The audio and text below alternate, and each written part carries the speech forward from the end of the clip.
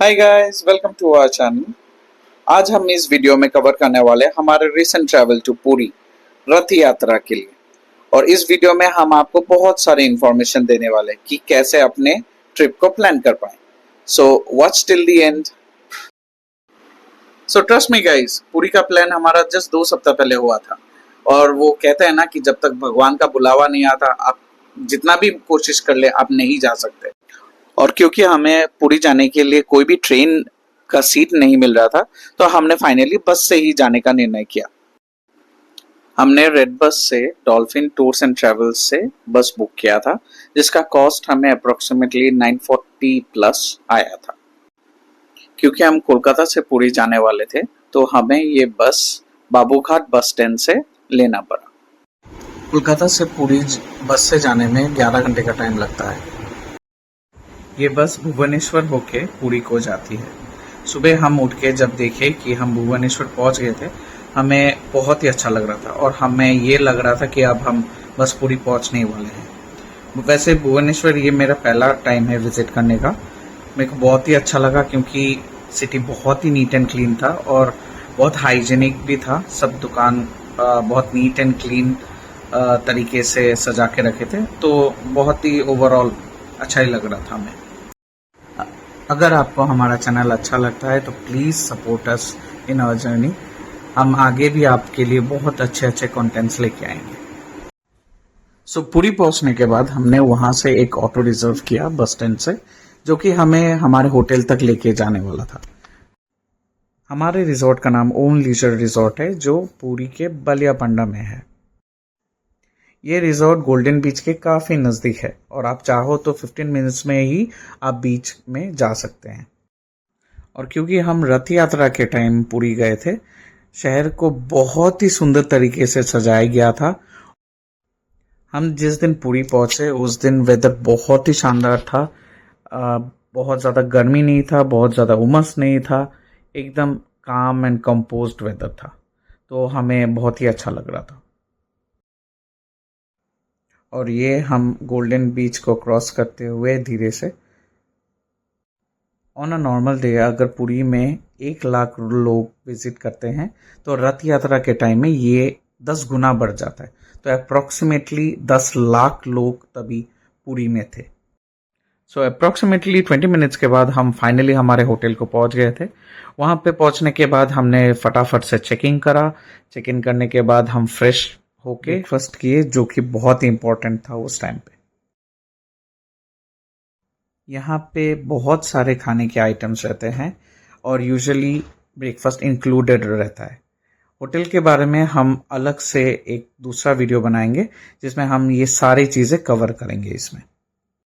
Breakfast में यहाँ पे मोस्टली वेज खाना रहता है और नॉन वेज सेक्शन में जस्ट बॉइल्ड एग्स रहता है। अगर आप चाहते हैं तो आप ऑमलेट भी ऑर्डर कर सकते हैं सेपरेटली। ब्रेकफास्ट करके हम प्योर ट्रेडिशनल वेयर में मंदिर के लिए रवाना हो गए थे। जगन्नाथ जी का मंदिर होटल से 10 मिनट की दूरी में था।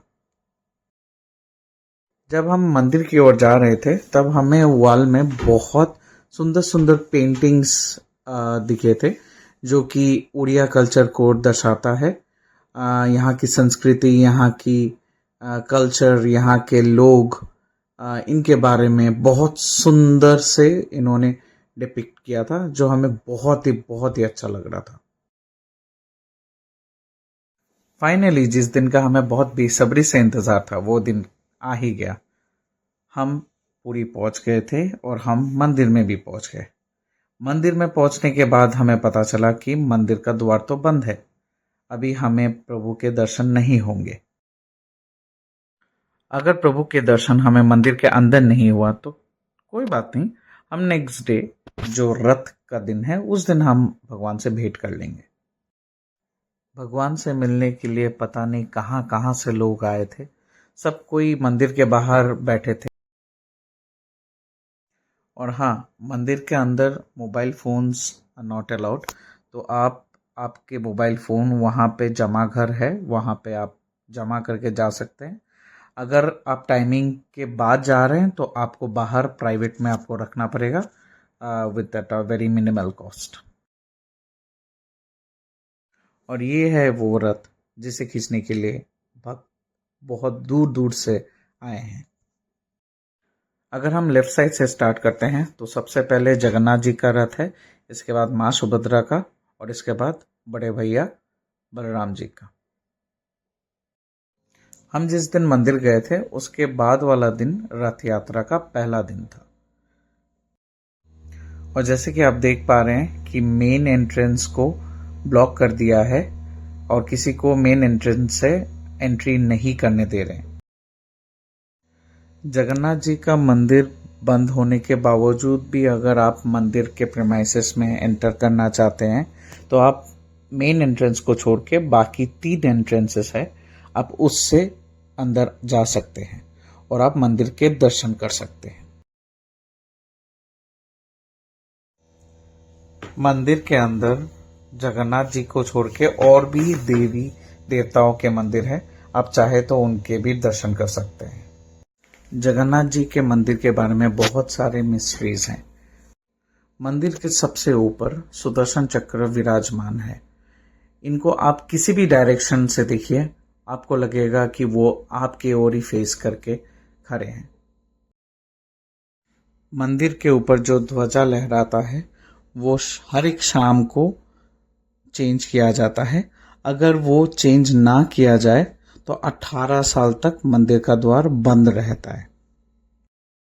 और जैसे कि आपको पता है कि मंदिर समुद्र के बहुत ही नज़दीक है, तो जाहिर सी बात है कि समुद्र का आवाज़ मंदिर तक आना चाहिए, बट एक्चुअली ऐसा नहीं होता। आप जब मंदिर के अंदर घुसेंगे आपको समुद्र का कुछ भी आवाज़ नहीं आएगा।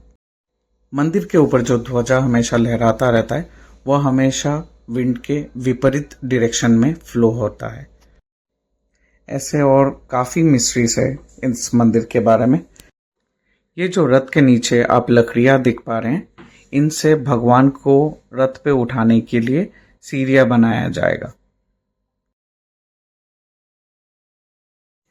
इन सीढ़ियों को रथ के पिछले दिन रात को बनाया जाता है। और ये जो रस्सियां आप देख पा रहे हैं जो नारियल के छिलके से बनाया जाता है, इनसे ही रथ को खींचा जाता है। इतना बड़ा इवेंट को हैंडल करने के लिए बहुत सारे मैनेजमेंट फोर्सेस की ज़रूरत पड़ती है और उड़ीसा गवर्नमेंट इस पे कोई कसर नहीं छोड़ती।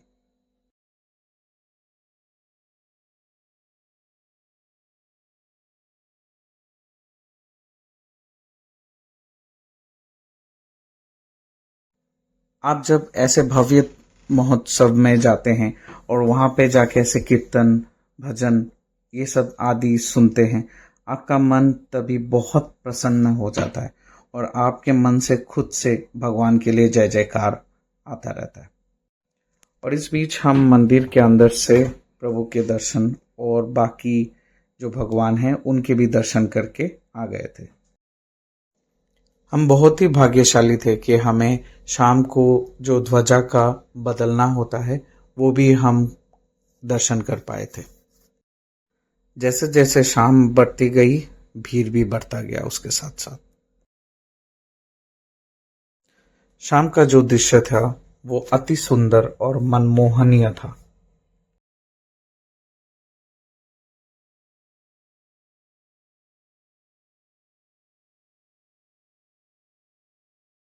धीरे धीरे मंदिर को सजाया जाने वाला था लाइट और फूलों के साथ।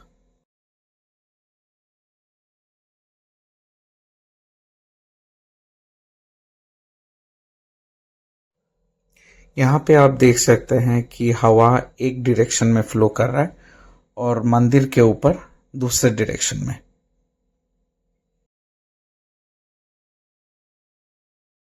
मंदिर के आसपास बहुत सारे दुकानें हैं। आप अगर चाहे तो भगवान का कुछ भी सामान उधर से खरीद सकते हैं या फिर यहाँ के मिठाई भी आप ट्राई कर सकते हैं। जैसे जैसे रात बीतती गई भक्तों में उत्साह उतना ही बढ़ता गया।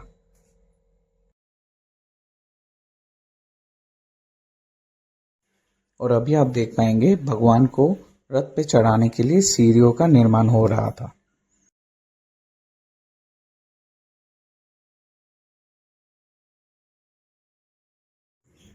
वैसे तो जगन्नाथ टेम्पल के अंदर सिर्फ हिंदू लोग ही जा सकते हैं, बट रथ यात्रा के टाइम में कोई भी भगवान के दर्शन कर सकते हैं और भगवान सबको दर्शन देने के लिए इसी टाइम पे बाहर भी आते हैं।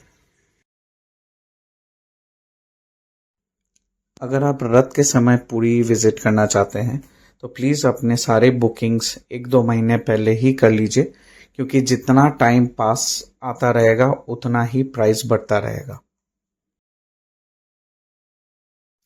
और इसी के साथ हम पुरी का पहला ब्लॉग यहीं ख़त्म करते हैं, ये विजुअल्स के साथ।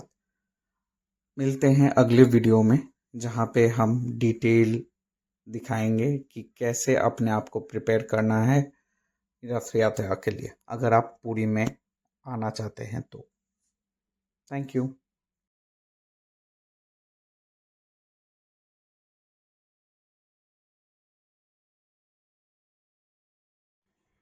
जय जगन्नाथ।